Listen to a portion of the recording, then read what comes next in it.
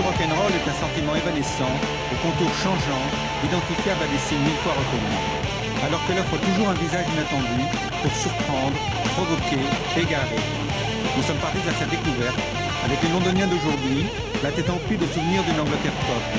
Mais tout a changé, et la dernière liberté, chérie au royaume d'Angleterre, semble être celle de l'apparence.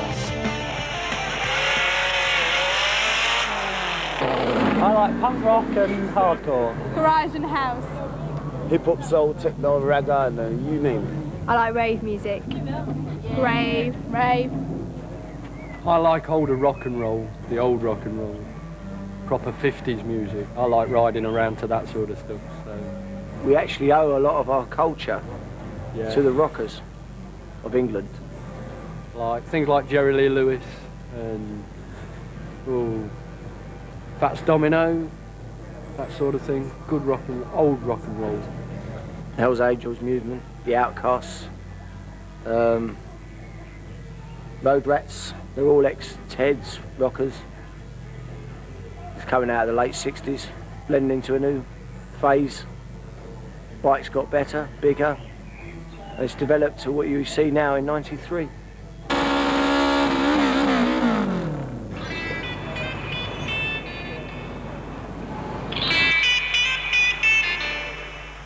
Le vieux rock cohabite sans problème avec les dernières aventures techno-dance. Les belles guitares de jadis ne se sont pas tues. Et l'attitude du rebelle rock'n'rollien compte encore de nombreux adeptes, fidèles au son, aux rythmes et aux stars qui ont bercé leur adolescence.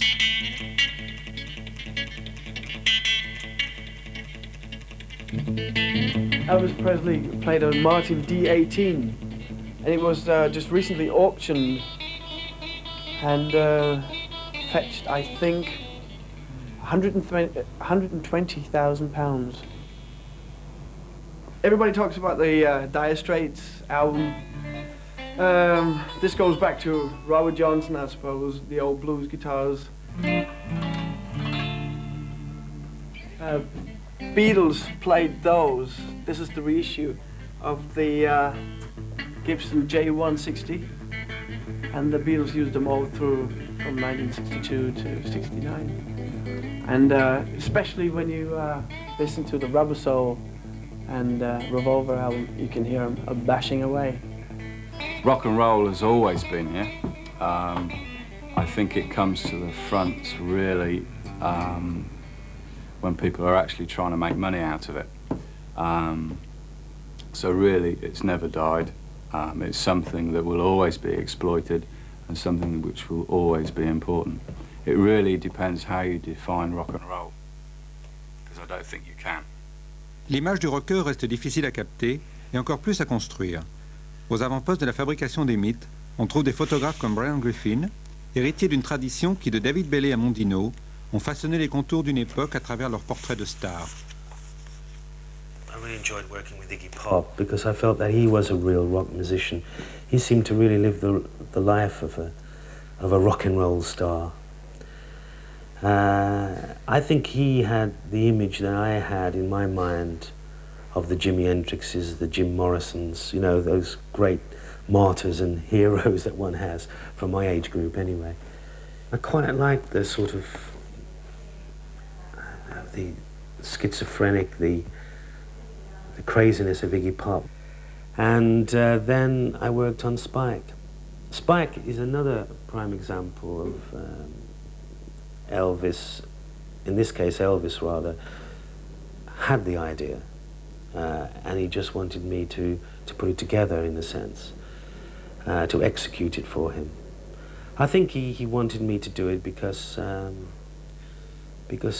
he felt he could be crazy in front of me. You know, that's another reason to work with someone where you can feel comfortable and go crazy, because the guy who's taking your photograph is probably easily as crazy as what you're doing.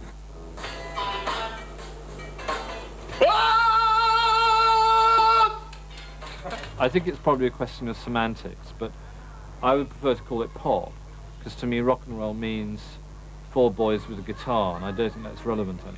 I think it is potentially relevant, but not all the time. John Savage a traversé l'histoire de ce rock anglais. Tour à tour mode, punk, new wave, il est aujourd'hui l'écrivain et le critique de rock le plus lu en Grande-Bretagne. Son dernier livre, England's Dreaming, pose un regard distancié sur le bandisme rock'n'rollien durant la période punk des années 70. Pop music in this country is the place where an enormous amount of energy is concentrated. So within pop music here, you have a lot of politics, a lot of revolutionary energy, a lot of energy simply for change. It's one of the very few places within England where people can really talk about what they feel, and also about the way the country is now and will be in the future. England is a very nostalgic country, as you probably well know. L'Intrepid Fox au cœur de Soho est le pub idéal pour effectuer un vaste tour d'horizon des attitudes rock. Depuis 40 années qu'il a débarqué à Londres, le rock a vu passer bien des modes, bien des courants. Les vastes mouvements sociaux, groupuscules amateurs de genres très spécifiques, ont laissé leur empreinte dans les comportements et les apparences. Le goût de l'extravagance, un certain souci d'élégance ont marqué tous ces courants. Des Teddy Boys au punk, on retrouve ainsi les mêmes soins apportés à l'excentricité capillaire. Le sens très britannique de l'appartenance à un club a favorisé les regroupements, parfois au prix d'une certaine violence. Naguère, on s'affrontait au nom des traditions musicales différentes. Aujourd'hui, on vit en bonne intelligence, toutes tendances confondues.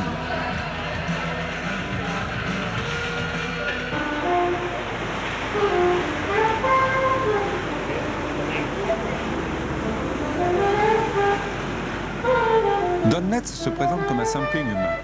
Au croisement de plusieurs cultures, il a d'abord été vendeur dans un magasin branché. Puis il rejoint son copain Mick Jones, membre fondateur des Clash dans l'aventure de Big Audio Dynamite. Ces punks de Brixton redécouvrent le reggae dans sa dimension urbaine, proche de la rue. Un peu plus tard, avec Screaming Targets, il explore la soul music. Mais il ne tourne jamais le dos à sa vraie passion, fabriquer des images. Réalisateur de clips, il est aux premières loges pour observer les tendances et parfois les initier.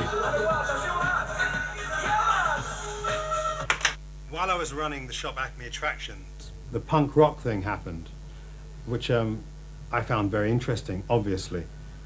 What I liked about it most was the fact that what they sort of was, the message they were getting across was that you didn't have to have a technical ability, just the motivation and a good idea. You know, they said, what they sort of said was a good idea attempted is better than a bad idea perfected. And during this period, I started DJing in a club called the Roxy, which was London's sort of first punk rock venue.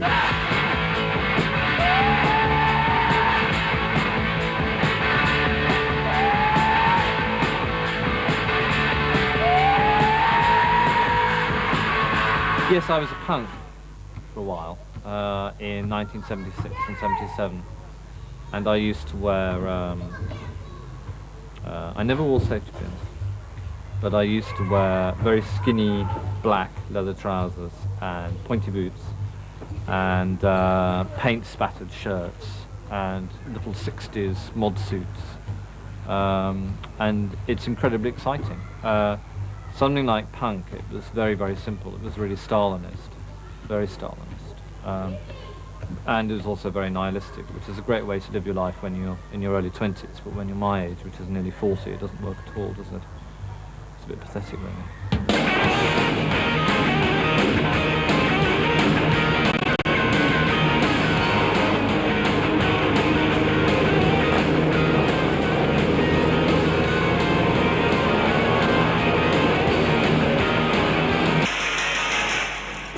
Le rock classique survit grâce à certains groupes.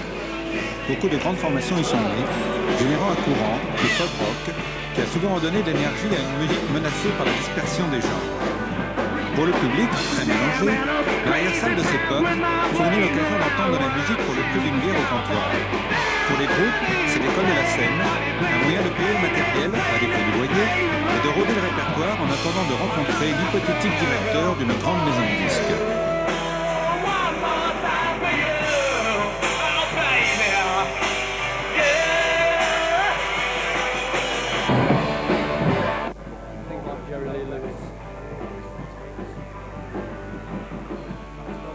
Because I used to bop all night and do all the dances, and mean, used to be about 20 or 30 up bopping and strolling and everything and jiving, and it was brilliant. It really was. It was rockers and bikers mixing together, and rockabillys. It was everything, and it was good. It was a really good scene. I used to be in band in a rock and roll band years ago, and the release of energy you get from playing hard rock, or the release of energy you get from going flat out on this, is on the same path. Very much. C'est dans les faubourgs que survivent les derniers membres des tribus de Telly Boys ou de rockers motards comme ceux de l'Outpost, des quadragénaires heureux de perpétuer le bon vieux rock'n'roll.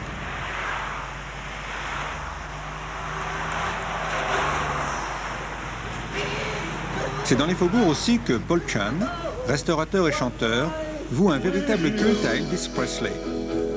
Ils sont des centaines comme lui, sur tous les continents, à chercher à ressembler au King, leur idole. Mais à Londres, ville ouverte à tous les vents du rock, Paul Chan n'est plus qu'une curiosité un peu dérisoire, une relique.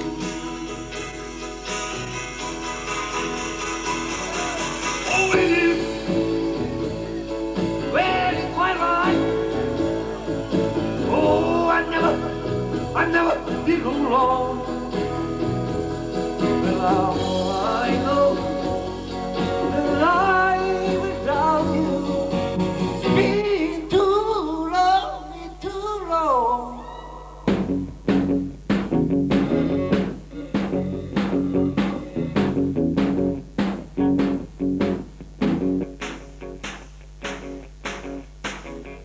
Si l'on s'en tient aux apparences, il est facile de ranger les amateurs de musique en catégories, selon la largeur du revers de leurs pantalons, la longueur de leurs cheveux, l'épaisseur de leurs blousons ou le poids de leurs bijoux fantaisie. Dans certains quartiers, ces processus d'identification garantissent aussi bien la tranquillité qu'elles provoquent la haine et la violence. Les médias font ainsi leur gros titre des dangereux skinheads, par exemple, facilement repérables dans leur uniforme très codé. On prend souvent ces filles de prolétaires pour des néo-nazis, mais il arrive que les apparences soient trompeuses.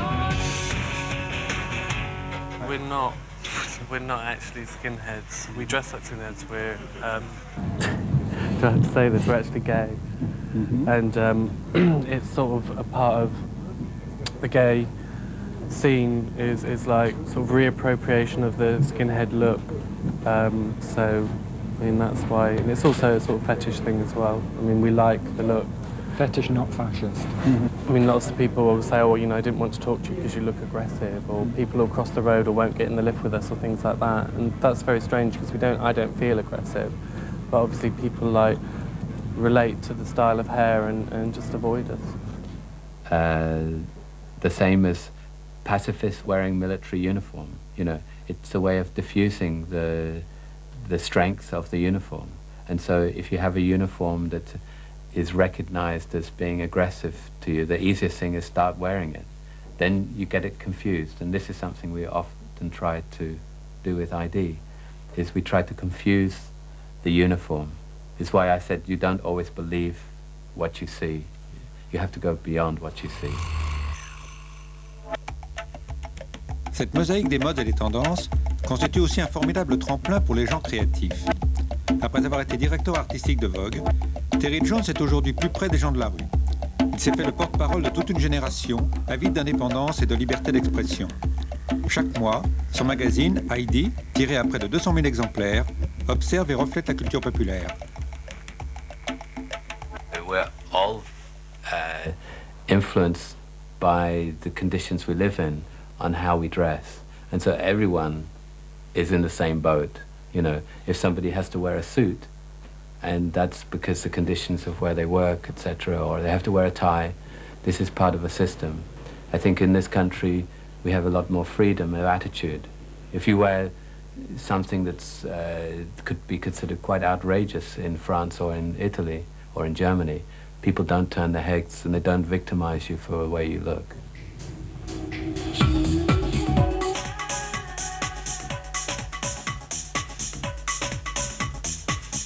Empruntés au GI de la dernière guerre, le t-shirt est passé sur le dos des rebelles de l'Amérique des années 50, Jackson Pollock, Neil Cassidy, Jack Kerouac et Montgomery Clift, avant d'être adopté par le rock'n'roll.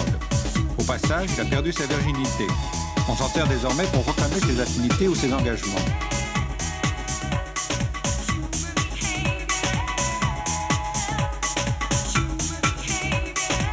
Quant aux fameuses Doc Martens, elles ont d'abord été créées dans un but orthopédique. Les skinheads les ont adoptées, bien cirées de préférence. Les punks, au contraire, les ont barbouillées de peinture. Puis, la mode de la rue s'en est emparée, bientôt suivie par les magazines spécialisés et des défilés de grands couturiers. Les filles les portent au mépris de l'image traditionnelle de la féminité, suivant l'exemple des rebelles comme Sinead O'Connor. Les docs, comme les t-shirts, les jeans et les perfectos, font désormais partie des stéréotypes vestimentaires attachés au rock.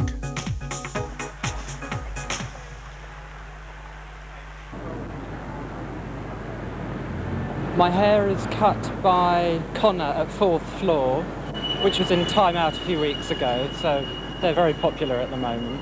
My hair is just a normal London street style, short back and sides. Blue's great, but I guess I gotta stick with brown. Non-existent. This is my style. I cut it myself.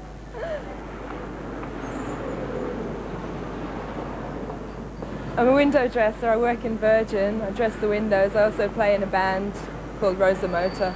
I work as a book designer for Penguin Books. I've got a job. I work just down the road in a sports shop called Olympus. I'm unemployed. Unemployed, still at school.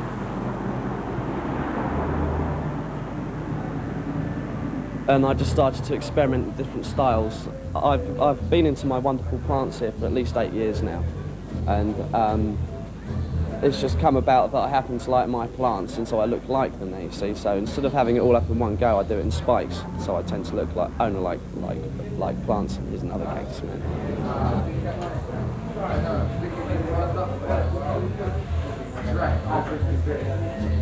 And chili beer as well.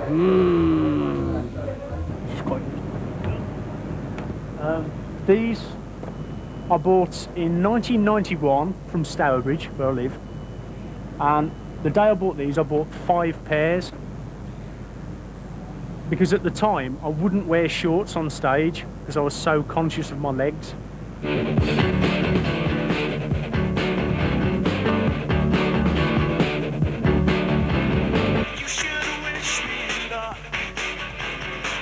Pur produit des Midlands industrieuses et monotones, le groupe Ned's Atomic Dust Bin échange avec son public des idées qui viennent en droite ligne de la côte ouest américaine. Public et stars se reflètent l'un dans l'autre dans une attitude tribale.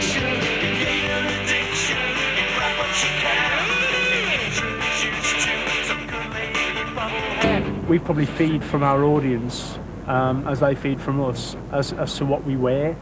I probably see a lot more clothes that I decide I want to buy and wear from looking at our audience than from any other place. And you know, they probably get influenced by what the bands that they like wear themselves, you know. So I think it's a sort of an ongoing thing. We influence each other all the time. Nice. Yeah. You could wear them out now, couldn't you? Eh? Brilliant. Okay. I think you look good, darling. Yeah. I've got a jacket of his. That's nice. Wow. Yeah. Really funny. It's really funny. Funny but really. Funny but chic. That's what it's all about, isn't it? One must have fun. Okay. Les vêtements vendus chez Vivienne Westwood sont difficiles à porter, durent à peine le temps d'une folle soirée et coûtent infiniment plus cher que lorsque Sid Vicious et Johnny Rotten les volaient sous son nez au temps des punks de Kings Road. En 1976, avec son compère Malcolm McLaren, Vivienne Westwood a inventé littéralement les Sex Pistols. Plus situationniste que franchement nihiliste, elle bâtit petit à petit un empire du prêt-à-porter. Son heure de gloire sonne lorsque la reine Elisabeth II la décore de l'ordre de l'Empire britannique. La petite couturière Anna est devenue royaliste, mais son style n'a pas changé sur le fond.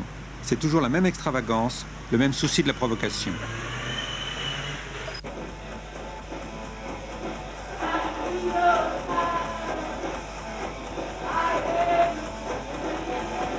Pam Hogg est un personnage de la scène londonienne. À la fois chanteuse et styliste, elle incarne une certaine idée de l'Angleterre, excentrique mais organisée.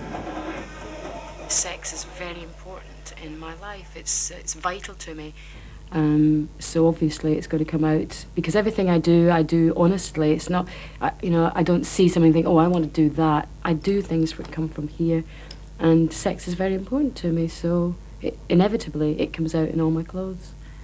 I can't help it. À travers sa création, elle a su projeter des idées de sexe et de rock'n'roll dans le monde clos de la haute couture.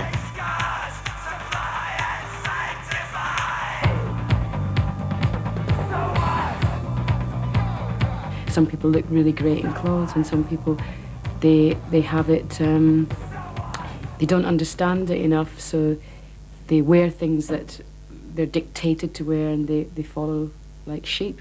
And it's the same with body piercing and tattoos.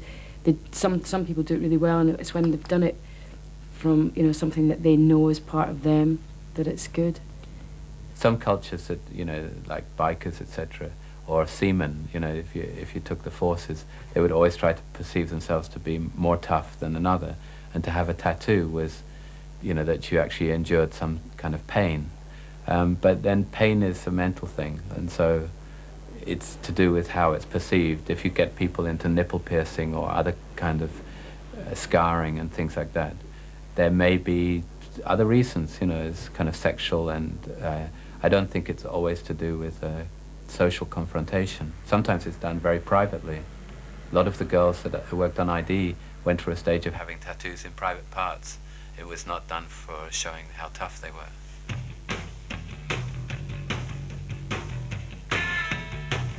Pour certains, le tatouage est encore une manière de violer de vieux tabous.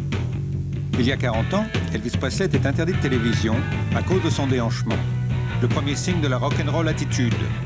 Il y a 30 ans, les Beatles et les Rolling Stones suscitaient le scandale avec leurs cheveux longs. Il y a 15 ans, les punks effrayaient le bourgeois avec leurs épingles à nourrice plantées dans les narines. Aujourd'hui, tout le monde ou presque se fait tatouer. À Londres, la tendance est aux entrelacs celtiques, directement inspirés des enluminures des livres de Keels et de Duro. Mais Bugs est né à Marseille.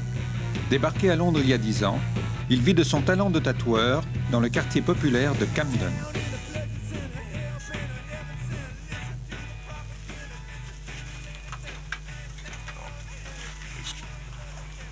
Because of people get tattooed because they're really into tattoo. Okay, that's more the type of people I'm dealing with, So they come for something like besides something really special. After you got the fashion, the girl, the student, or the tourist, get a small rose on the back shoulder. That's another side of the tattoo scene, tattoo world, These people, actually, they don't belong to a tattoo shop, they don't belong to a tattoo world, They just do it because they find it funny, whatever.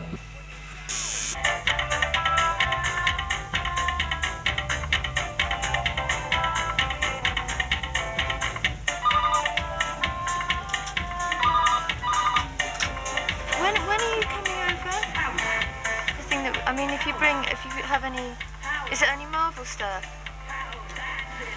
I didn't have my ears pierced till I was about 14, and it just sort of escalated. I like to do things to extremes, Instead of having just one nose ring, I have to have 4, so sometimes you have to sort of arrange your ear for a little while on the pillow, but that's about it.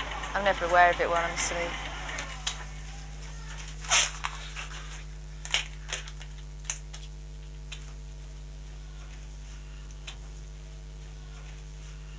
Now we have a situation where we are checked out by the Environmental Health Department, the Fire Department and the police. All check out to make sure that what we're doing is not a sadomasochistic ritual, that this is actually an artistic piece of work that we're doing. It's just unfortunate that the world we live in doesn't let everybody be the way they are. I mean, with my profession, I can't wear facial piercings, but I can get away with body piercings because no one sees it where I work. Anyway, I'm going to pierce this nipple now, and I've marked it so that I know where I'm going to be going in and where I'm going to be coming out. And we're using a hollow needle, which goes straight through there. if it hurts, I wouldn't do it. I mean, obviously there's going to be a certain amount of pain, but it's normally not pain, it's more discomfort. I mean, they say anybody will have it if they have their ear pierced, their nose pierced or whatever. But it's worth it. I mean, you go through that discomfort and it's worth it in the end, because you want to do it, because you want the piercing there. He's doing here is having another nipple piercing put in to enhance the one that's already there. So it's once it's done, that's not it. I mean, it can be carried further. And plus, I say, like I have groups of piercings. So, obviously, I like lines, so I tend to have mine in lines of the ear, the face, and so it's not just a single piercing. It's something that gets built up over a number of years. I just think it looks more attractive. I started off with the initial very small ring, a very small diameter, and everyone has that size, and it doesn't look any different. To have 2 piercings in my nipple, just a little bit different. It is almost a rite of passage with them. To have the piercing, it is to say, well, I've broken away from my childhood, I am now in control of my own body. Jason est ingénieur en informatique, mais en tant que rocker, il tient à afficher une certaine attitude face aux derniers interdits attachés au corps. Le vieux fond païen des sociétés du Nord se réveille après 2 millénaires de morale judéo-chrétienne. Est-ce la fin d'une ère ou l'aube de temps nouveau?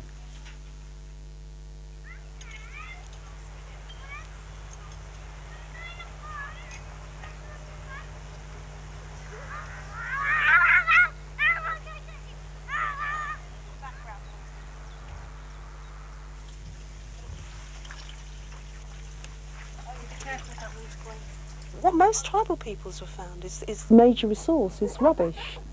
And what we're doing here is everything's been thrown away, or we found it in scrap yards, and we've built it out of pallets and what have you. And we've just sort of recycled it all. I mean, it's very realisable for anybody who's got nothing. There's lots and lots of homeless people. And it's not horrible.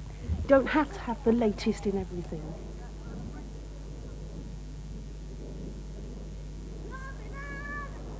I first got interested in it through going to visit some friends of mine that were living in a teepee. At that point in time I was a photography lecturer, and I was trying to balance my conscious world with my unconscious world. It was tearing me to pieces inside. So like, I was teaching, I was having a lot of fun doing that, but I was drinking lots to get rid of the pressure, and yeah, I couldn't keep it. It like kind of tore me apart. So I ended up just having to go and live in this wood on my own. Well, things that we know that they're watching us, and that's fine. Not in the business of cramming anything down anybody's throat. And all I want to do is actually live my lifestyle, and I'm not trying to force them to live my lifestyle. But I want them, the great them, whoever them are, to leave me to live my lifestyle. I mean, a lot of the trick is, if I can get someone into the bender and have a cup of tea with me, we haven't got a problem. But as long as they stay outside the field and project all their fears into, you know, whatever we are, we can be the most frightening things that they can possibly imagine. And that's what we're usually up against. Du côté de Glastonbury, des tribus de nouveaux hippies se regroupent autour d'un festival aux apparences woodstockiennes. Mais le prix d'entrée est élevé, trop pour ces enfants de la dépression économique. Il n'y a pas si longtemps, certains de ces festivals étaient gratuits, comme celui de Castle Morton en 92, ou le traditionnel rassemblement d'été au cercle de menhirs de Stonehenge. Celui-ci est désormais interdit. On invoque la protection du site, et puis les autorités préfèrent les manifestations payantes, plus faciles à contrôler. Les nouveaux hippies n'ont rien de commun avec ceux des années 60. Ce ne sont plus des enfants dégoûtés par l'excès d'abondance, cherchant une alternative à l'embourgeoisement, mais une génération touchée par la crise et qui a choisi de s'adapter à la pénurie, en s'organisant en économie de survie, plutôt que de faire la queue inutilement devant des bureaux d'embauche. Les travelers sont aujourd'hui 50 000.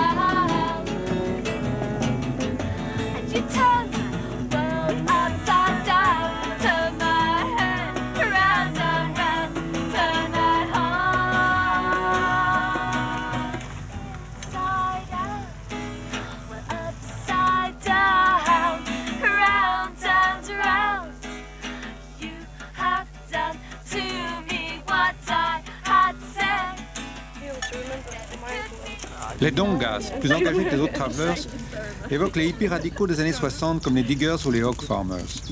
Militants écologistes, ils n'ont pas hésité à rechercher l'affrontement en s'opposant notamment à la construction de l'autoroute M3 à Twyford Down. And there was only a few of us, 20 people, maybe average, about 20 people, and we stopped them for 3 months. And then in December, they came with the security guards, the yellow jacket men.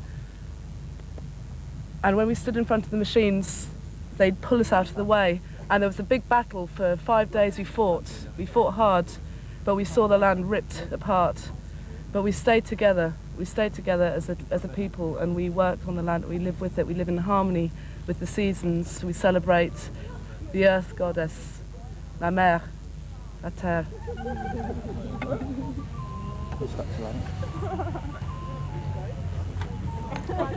That's yours. Nice one, mate. Yeah. Yeah. Well, what they want to do is bring in a bill in the autumn which will make it illegal for this way of life. If you're found camping on a piece of ground where you haven't been given permission, your vehicle will be impounded. And it's going to become a criminal offence. This way of life you'll be a criminal. It's just totally outrageous, you know. I mean, there's people been living this way of life since time began. It's your right to live on the land in any way you choose, you know.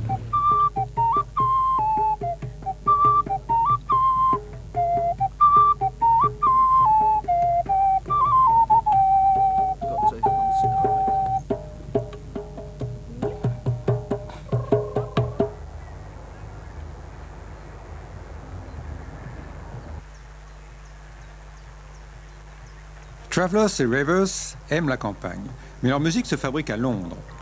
L'attitude rock d'aujourd'hui est sans doute le produit d'un va-et-vient entre ces deux pôles. Une attitude plus résolument techno.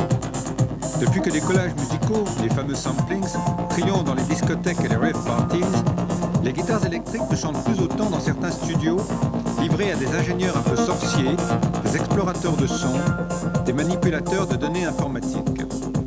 C'est en étroite collaboration avec eux que le Drum Club enregistre son prochain single, entièrement réservé à la piste de danse.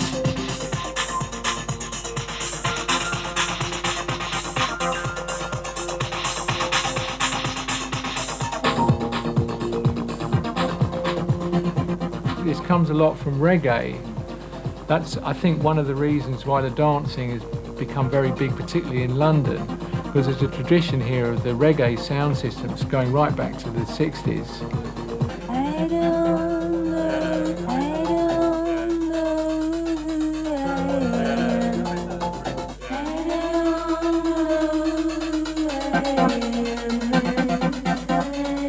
Sampling, it become a new instrument. You basically can do anything you like with a sample. You can take it, stretch it, making it time, changing the tune of it, and you can sample, you know, like me saying, oh yeah, and you kind of played, oh yeah, you know, and you can, basically it's just a feeling of the musician, but it become a new instrument and not, it become like synthesizer were at the beginning. It's actually much better than the old style of the rock concert where the audience are like sort of disciples, and there's this sort of kind of high priest on the stage who poses and does all these kind of movements. That very sterile, very conservative form of theatre. In the dance scene, it's much more fluid. And the people are more the rock star. It's like it's more like the stage is far less lit. There's far less light on stage, and there's more light on the people. So the stage become more like a kind of giant DJ booths.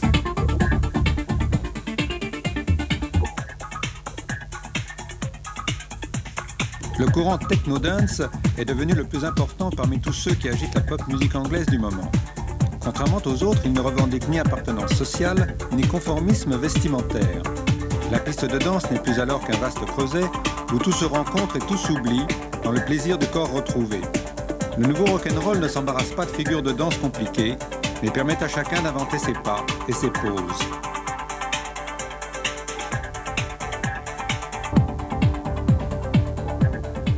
Well, it's definitely like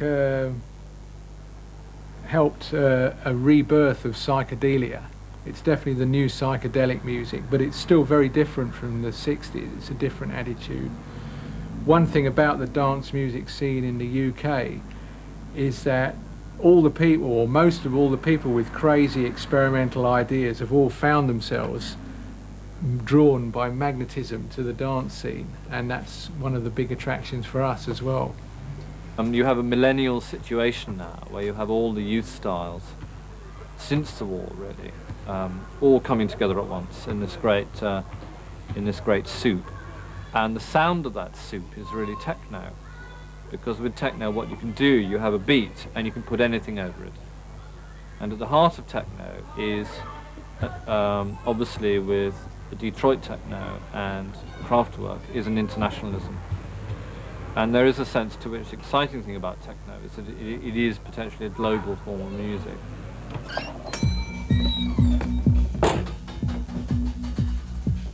Hi guys, how you doing? Welcome to Strange Attractions. I think you'll find this is one of the most colourful and exciting shops in London, if not on the planet.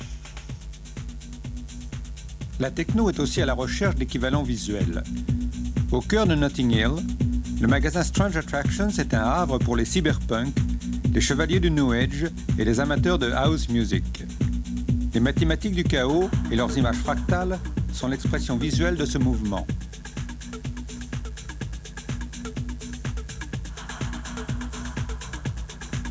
A lot of techno music is very fractal in that it's creating that mandala sound, that mystical element that sends people into a trance, whereby they commune with the collective consciousness, or with a group feeling, and have a meditation experience with or without psychoactives.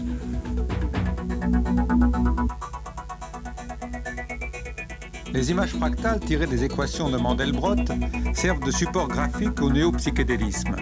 Greg Sams, fondateur de Strange Attractions, voudrait les diffuser par le monde.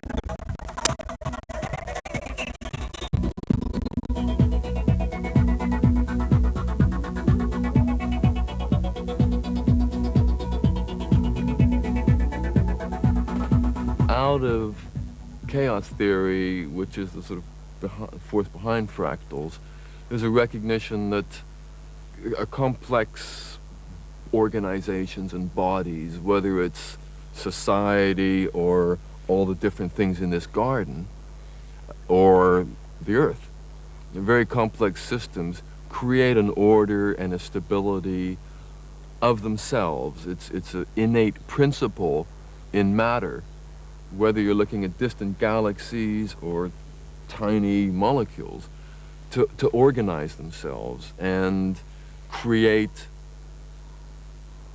harmony. Hey, mama, mama, mama, oh, mama, mama, mama, hey, mama, mama, mama, oh, mama, mama, mama.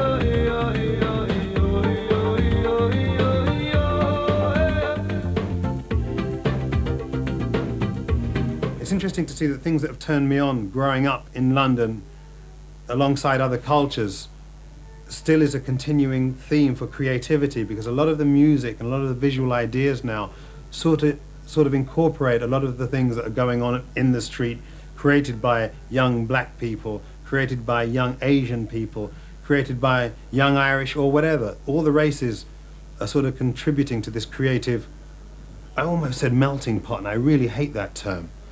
But yes, London is a great reflection of that. I think much more so than anywhere else in the world, because I've been around the world, and yes, obviously other races live alongside each other in major cities, but I think as far as the ideas integrating and becoming something new, England is still the best example of that. La crise qui frappe l'Angleterre ne pousse pas que les travelers sur les routes. Elle encourage aussi les squatters, comme ceux qui, d'une manière symbolique, occupent l'ancien siège de la banque BCCI. Le rock semble moins souffrir des effets de cette crise, même s'il voit ses profits aujourd'hui dépassés par ceux des jeux vidéo et des logiciels pour ordinateur. Opportuniste, le rock anglais se met au diapason et adopte de nouvelles attitudes conformes à ces glissements des valeurs. Et la fièvre consumériste s'en empare, avec une gamme de produits qui va bien au-delà des bacs à disques compacts.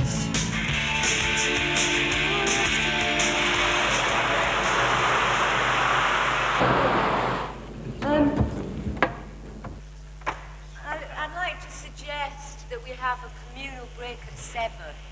Le Whirly Gig n'est pas une boîte comme les autres. Installé depuis 10 ans dans les locaux d'une mairie, sa mission est à la fois sociale, récréative et philosophique. Entouré d'une quarantaine d'animateurs, Monkey Pilot et Merry Christmas ont sans doute voulu retrouver l'esprit, sinon la lettre, des acid tests lancés sur les routes de Californie par l'écrivain Ken Kesey au milieu des années 60. Ou encore l'atmosphère de ces festivals du rêve en Technicolor montés à Londres à la même époque.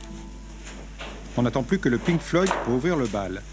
Mais nous sommes en 1993, et si le décor est toujours une invitation au voyage, au trip, la musique n'a d'autre fonction que de faire danser, comme Cendrillon, jusqu'à minuit, pour que les participants aient le temps d'attraper le dernier métro. I feel the important thing about Whirligig is that here we are consciously creating a space for 4 hours. It's an ideal space. It's the space that we'd all like our world to be. But it's being created because we're all so acutely conscious of the nightmare that is outside of Whirligig.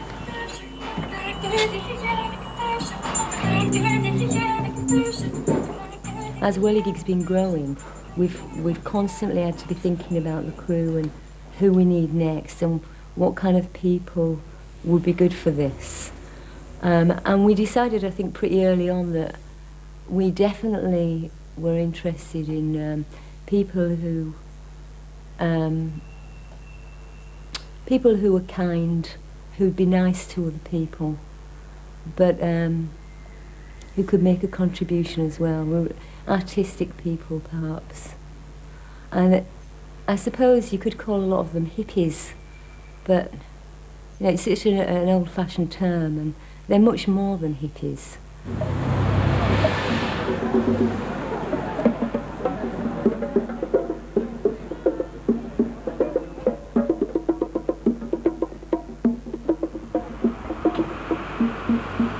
Well, I met some people in Thailand and they said come over to England and they'll show me around, and they brought me here.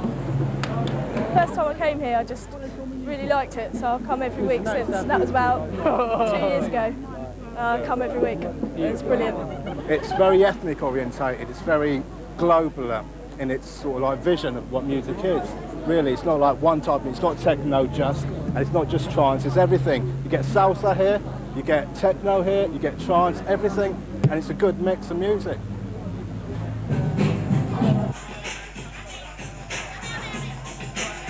Le beat est métronomique, trop précis pour être l'œuvre d'un batteur. Le son des boîtes à rythme engendre pourtant un état de béatitude. On l'a comparé au battement du cœur de la mère, tels qu'ils sont perçus par le fœtus. Devant les menaces qui pèsent sur le monde, les jeunes voudraient donc retourner à l'abri, dans le ventre maternel. Pas si simple. Ce rythme est aussi celui des tambours, que tous les pouvoirs occidentaux ont cherché, un jour ou l'autre, à éteindre. Les Indiens d'Amérique, envahis par les Européens, interdits de tambours et de danse. Les esclaves noirs, achetés par les planteurs américains, interdits de tambours et de danse. Les Allemands sous la botte nazie, interdits de jazz. Les Soviétiques, les Chinois sous le joug stalinien, interdits de rock. Les pouvoirs totalitaires, les oppresseurs et les tyrans ne supportent pas les rythmes qui échappent à leur contrôle. Alors, tant qu'on pourra danser.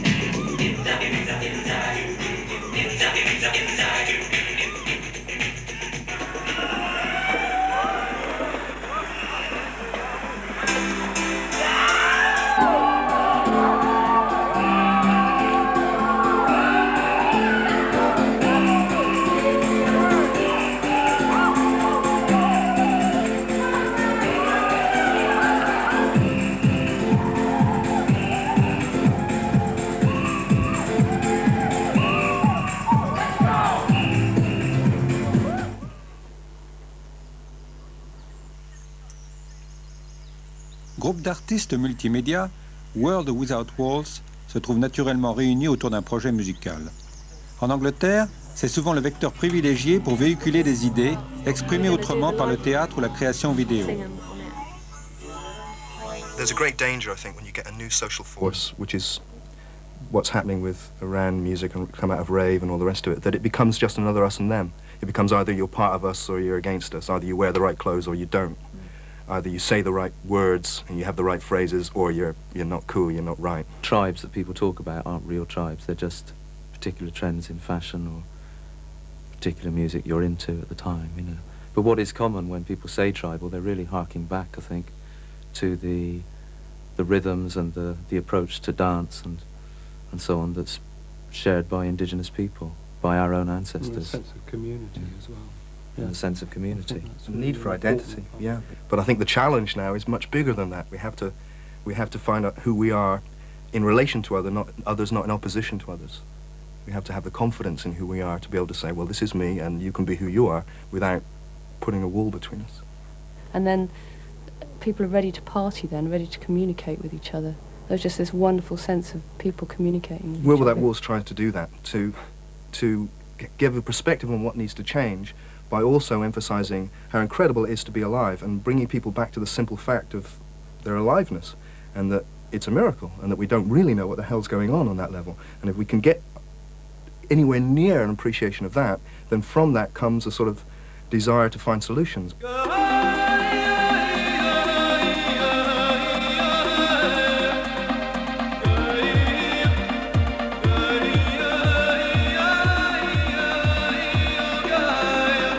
Tell the younger brother, open your eyes.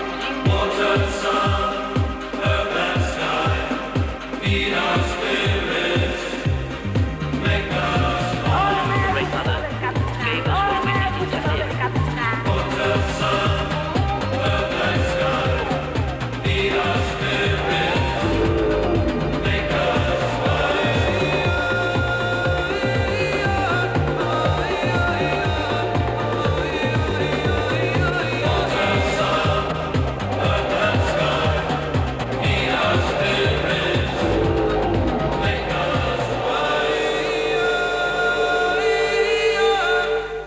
If you take the kind of social world system that we live in, I think a lot of people growing up today question this. When they read the papers and you see what the politicians are up to, they begin to question the value system. My way of being a rainbow warrior was to shave my head, dye my hair different colours, pierce my nose, to say, you know, hey, I don't care.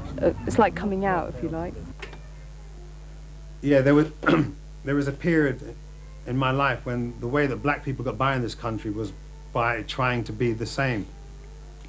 And through reggae music and Rastafari, I rediscovered myself and realized that, hey, I had something, you son of a bitch. It's like when I first started designing clothes, people used to say to me, what's it like? And I'd say, well, you have to experience that for yourself, have a look, you know, try them on and see how it feels for you. And that's the same with the music. Music unites people. Music brings people together, articulates what their common feelings are. For the first time in an audience, you'll have people who've all felt the same, and when they hear the right song or the right piece of music, they feel united because it's like, oh, we all heard that, we all agree.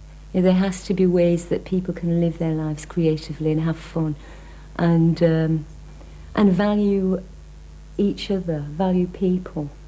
Now, if you're 16 and you've left home, you can't get benefit, so you have nothing to live on and you have nowhere to live, and that's why you have a lot of homeless, partly because of government regulations, and this is very serious. So the travellers are a very creative response to what is often a very appalling situation, which is the fact that England doesn't know any longer how to treat its young.